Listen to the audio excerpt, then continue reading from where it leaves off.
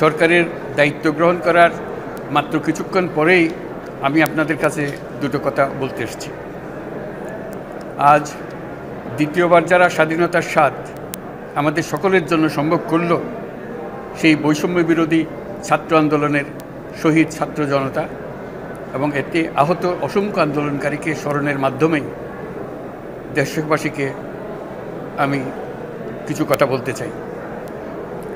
তাদের দুঃসাহসিক আত্মত্যাগ, সাহস ও সারা দেশকে ঐক্যবদ্ধ করার বিনিময়ে ছাড়া এই স্বাধীনতা অর্জন কখনোই সম্ভব হতো না।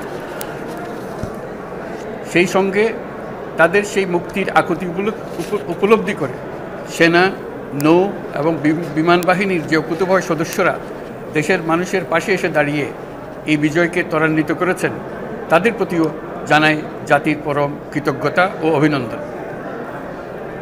ছাত্র জনতার অভ্যুত্থানে আমাদের দ্বিতীয় স্বাধীনতা অর্জন উৎসবের মুহূর্তে এই স্বাধীনতাকে নস্যাৎ করার জন্য ষড়যন্ত্রকারীরা দেশে একটা অরাজকতার ও ভীতির পরিবেশ সৃষ্টি করেছে। অরাজকতা আমাদের শত্রু, একে দ্রুত পরাজিত করতে হবে। এই মুহূর্তে সরকারের প্রথম কর্তব্য হিসেবে আমরা এই ষড়যন্ত্রকারীদের কঠিন হাতে দমন করব। স্বাধীনতার মুক্ত বাতাস যেন প্রত্যেকে বুক ভরে নিতে পারে, এই নিশ্চয়তা দানেই আমাদের সরকারের প্রথম পরিস্থিতি। এই ব্যাপারে দেশবাসীর সহযোগিতা কামনা করছি।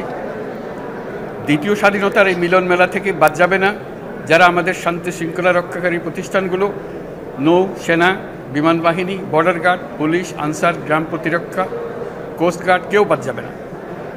অন্য সবার মতো তাদের প্রত্যেক সদস্য আজ উপরওয়ালার আইন বহির্ভূত জবরদস্তিমূলক হুকুম থেকে মুক্ত। কারো জন্য এটা বিন্দুমাত্র ব্যাহত হলে আমাদের আজকের উৎসব ম্লান হয়ে যাবে। প্রচণ্ড নিষ্ঠুর পতিত স্বৈরাচারী সরকার এসব প্রতিষ্ঠানকে দিয়ে ক্ষমতা কুক্ষিগত করে রেখেছিল। আমরা তার এই প্রচেষ্টা ব্যর্থ করে প্রতিষ্ঠানগুলোর হারানো গৌরব ফিরিয়ে আনব। এই ঘৃণ্য চেষ্টায় ব্যবহৃত হয়ে যারা অপরাধ সংগঠিত করেছে তাদেরকে আইনানুগ বিচারের মাধ্যমে শীঘ্রই উপযুক্ত শাস্তি দেওয়া হবে। একই কথা দেশের সকল মন্ত্রণালয়, সংস্থা, শিক্ষা প্রতিষ্ঠান, নানা কর্মক্ষেত্রের জন্য প্রযোজ্য। সর্বত্র অপরাধের বিচার হবে। আজ প্রত্যেকটি প্রতিষ্ঠান ও তার সদস্যরা নিজ নিজ কর্তব্য পালন করার মাধ্যমে দ্বিতীয় স্বাধীনতাকে উপভোগ করবেন, দেশকে গৌরবের শীর্ষে নিয়ে যাবেন এবং দেশবাসীকে এবং জগৎবাসীকে উপভোগ করার সুযোগ করে দেবেন।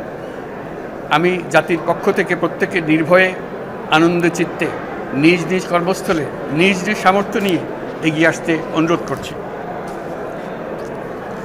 দেশের সকল মানুষকে আজ স্বাধীন, নির্ভয়, নিরুদ্বেগ থাকার জন্য নিশ্চয়তা দেওয়ার জন্য আমাদের ছাত্র শহীদরা প্রাণ দিয়েছেন।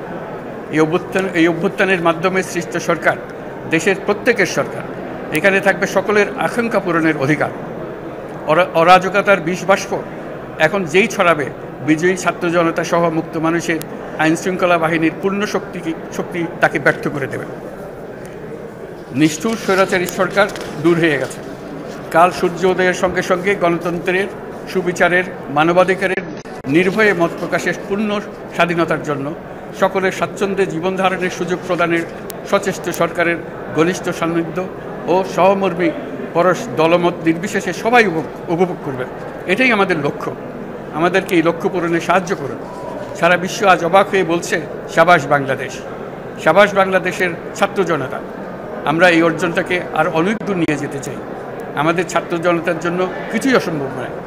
আমাদের তরুণরা অসম্ভবকে সম্ভব করতে পারে, তারা সেজন্য প্রতিজ্ঞাবদ্ধ। যদি আমরা ঐক্যবদ্ধ থাকি, ধ্বংসাত্মক কর্মকাণ্ড থেকে দূরে থাকি, সবার জন্য মুক্ত পরিবেশ সৃষ্টি করতে পারি, আমাদের বিজয় অবশ্যই হবে। আল্লাহ, মহান আল্লাহ আমাদের সহায় হন।